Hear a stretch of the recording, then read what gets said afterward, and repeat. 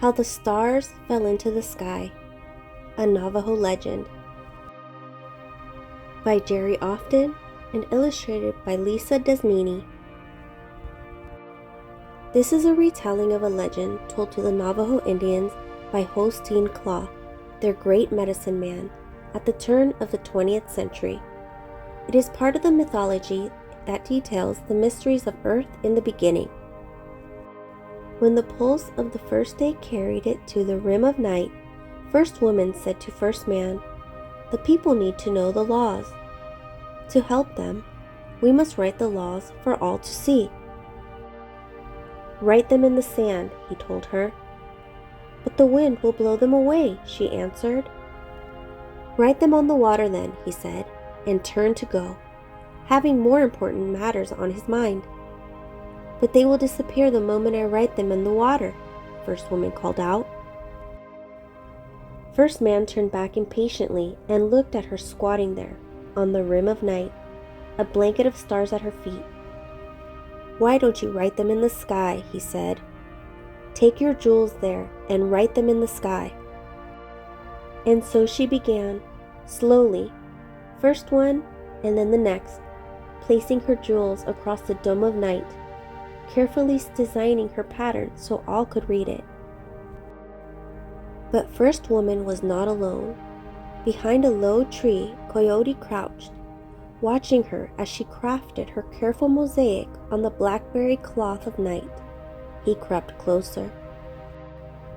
"What are you doing?" he called to her in a voice that sounded like the whine of an arrow whistling in the wind. "Why are you tacking up the night sky with your jewels?" "Oh," she answered, deliberately shifting a star. "I am writing the laws so all the people can read them. There will be no confusion if we can always see the laws." Her hands glowed from the warmth of the stars she was touching, and she smiled as she toiled. "May I help?" Coyote asked. First Woman nodded.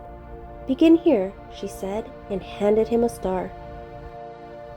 Coyote hung the star and stepped back to look. He hung another and another. But for each star he hung, First Woman's blanket held 100,000 more. "This is slow work," he grumbled. "Writing the laws could take many moons," she said, and began humming to herself. "Can't we find a faster way and be done?" Coyote asked. "Why finish?" she answered.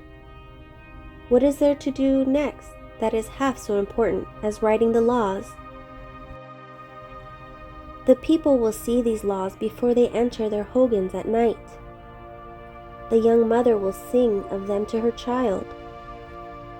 The lonely warrior, crouching in an unknown country, will look up and warm himself by them.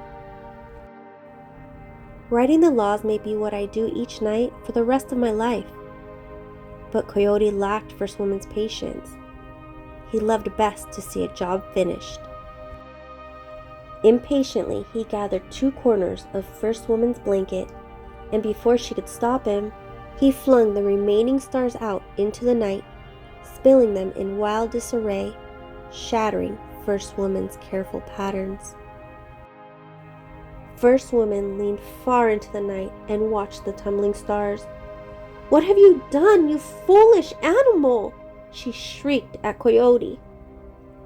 He crept away while First Woman wept because there was no undoing what Coyote had done. As the pulse of the second day brought it into being, the people rose and went about their lives, never knowing in what foolish haste Coyote had tumbled the stars, never knowing the reason for the confusion that would always dwell among them.